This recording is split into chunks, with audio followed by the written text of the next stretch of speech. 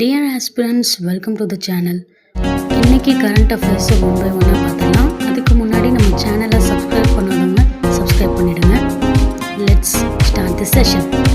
Israel Hamas இடையிலான போர் நிறுத்தத்தை மேற்பார்வையிட அமைதி வாரியம் போர்ட் ஆஃப் பீஸ் என்ற புதிய அமைப்பை அமெரிக்க அதிபர் டொனால்ட் ட்ரம்ப் சுவிட்சர்லாந்தின் டாவோஸ் நகரில் முறைப்படி தொடங்கி வைத்தார். டாவோஸ் நகரில் நடைபெற்று வரும் உலக பொருளாதார மன்ற மாநாட்டில் இது குறித்து அதிபர் ட்ரம்ப் கூறியது. போர்ட் ஆஃப் பீஸ் அமைப்பில் இணைய அனைவரும் ஆர்வம் காட்டுகின்றனர். வருங்காலத்தில் ஐக்கிய நாடுகள் சபைக்கே இது சவாலாக விளங்கும்.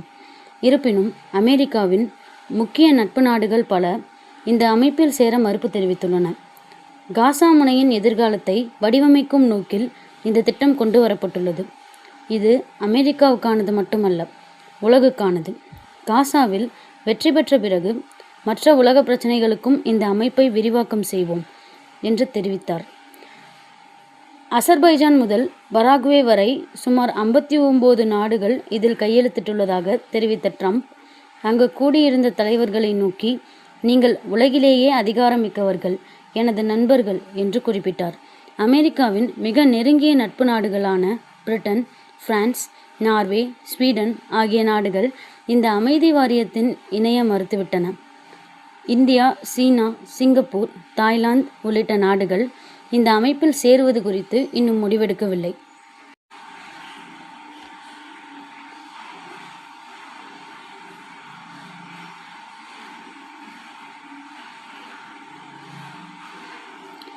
பதிவுத்துறையின் ஸ்டார் 3.0 திட்டத்தின் கீழ் காகிதமில்லா ஆவணப்பதிவு, நேரடி வருகையில்லா ஆவணப்பதிவு, தானியங்கி பத்திர உருவாக்கம் உள்ளிட்ட 18 சேவைகளை உள்ளடக்கிய ஸ்பிரிண்ட் 1 செயல் திட்டத்தை முதல்வர் தொடங்கி வைத்தார்.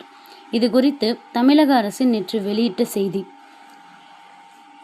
இந்த புதிய செயல் திட்டத்தில் காகிதமில்லாமல் இணைய வழியில் ஆவணங்கள் சமர்ப்பிக்கும் முறை அறிமுகம் செய்யப்பட்டுள்ளது. இதற்கு சொத்தை எழுதி கொடுப்பவர் மற்றும் எழுதி வாங்குபவரின் அடையாளமானது ஆதார் வழி பெறப்பட்ட குறுஞ்செய்தி அல்லது விரல் ரேகை வழி சரிபார்க்கப்பட்டு ஆவணதாரர்கள் அலுவலகத்தில் நேரில் ஆஜராகி ஆவண விவரங்கள் சரியாக இருக்கும் பட்சத்தில் ஆவணம் உடனுக்குடன் பதிவு செய்யப்பட்டு மின்னணு ஆவணமாக இணையதளம் வழியாக பொதுமக்களுக்கு அனுப்பி வைக்கப்படும்.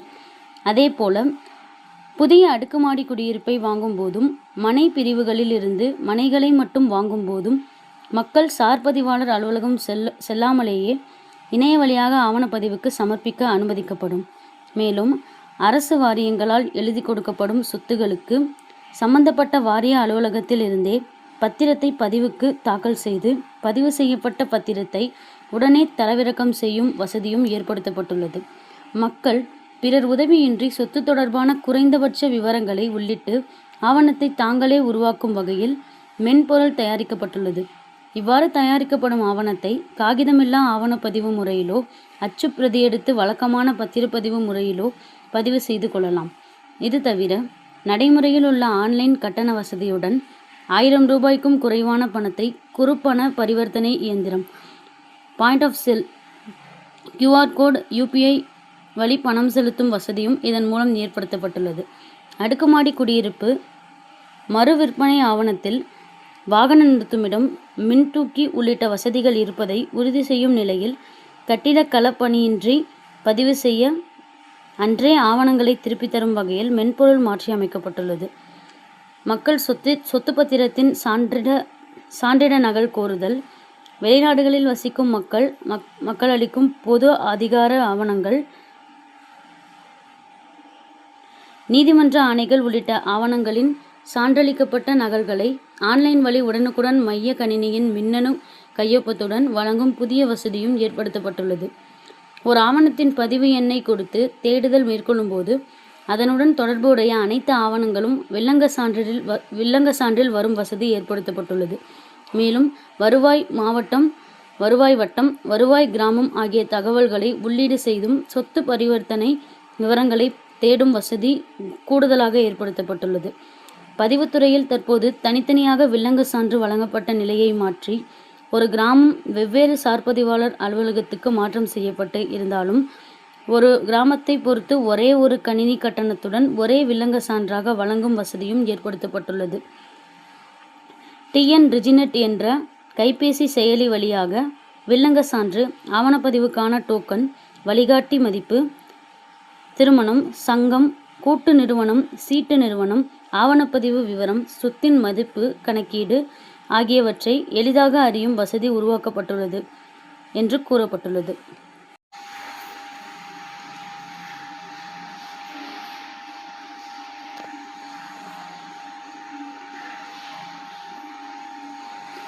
இந்தியாவின் மின் விநியோக கட்டமைப்பு 5 லட்சம் சர்க்யூட் கிலோமீட்டர் எனும் மைல்கல்லை கடந்து புதிய வரலாற்று சாதனை படைத்துள்ளது. இதுகுறித்து மத்திய மின்துறை அமைச்சகம் வெளியிட்ட அறிக்கையில், நாட்டின் மின் விநியோக கட்டமைப்பு 220 கிலோவோல்ட் மற்றும் அதற்கு அதிகமான உயரழுத்த மின்சாரத்தை கொண்டு செல்லும் திறன் கொண்ட 5 லட்சம் சர்க்யூட் கிலோமீட்டரை கடந்துள்ளது. மேலும் மின் மாற்றும் திறன் 1407 ஜிகாவோல்ட் ஆம்பியராக அதிகரித்துள்ளது.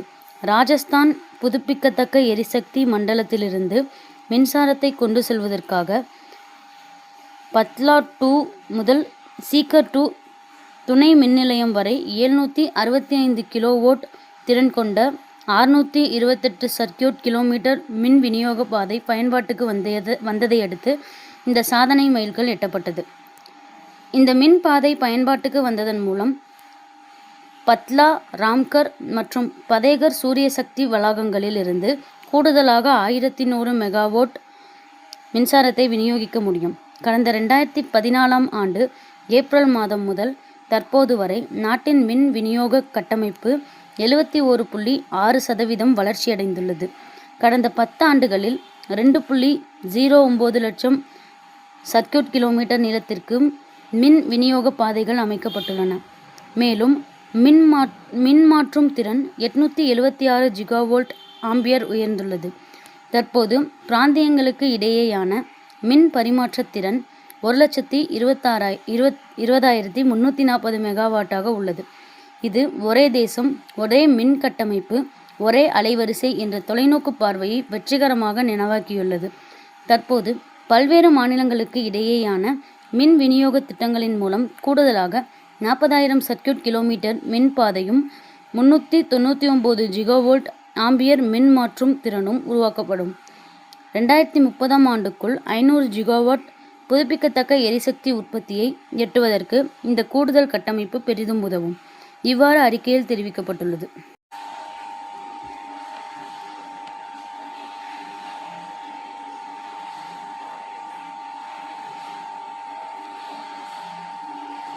மணிப்பூரில் மைதேயி மற்றும் குகி பழங்குடியினத்தவரிடையே நிலம் தொடர்பாக கடந்த சில ஆண்டுகளாக மோதல் நிலவுகிறது.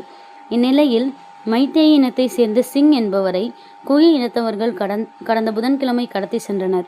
அவரை சுட்டுக் கொன்றனர். ஐக்கிய குகி தேசிய படையை சேர்ந்தவர்கள்தான் சிங்கை கடத்தி சென்றதாக சந்தேகிக்கப்படுகிறது. மத்திய அரசின் அமைதி ஒப்பந்தத்தில் இந்த அமைப்பு கையெழுத்திடவில்லை. அவர்கள் தொடர்ந்து பிரச்சனையை ஏற்படுத்தி வருகின்றன என்று அதிகாரிகள் தெரிவித்தனர். அவர்கள்தான் சிங் மற்றும் அவரது மனைவியை கடத்தி சென்றுள்ளனர். பின்னர் சிங்கை மட்டும் சுட்டுக் கொன்றுவிட்டு மனைவியை விடுவித்துள்ளனர் என்று போலீசார் தெரிவித்தார். இன்னைக்கு கரண்ட் அஃபேர்ஸ் பற்றின உங்களோட ஒப்பீனியன்ஸை கீழே கமெண்ட்டில் ஷேர் பண்ணுங்கள். we will discuss about it and then like பண்ணுங்கள், ஷேர் பண்ணுங்கள்.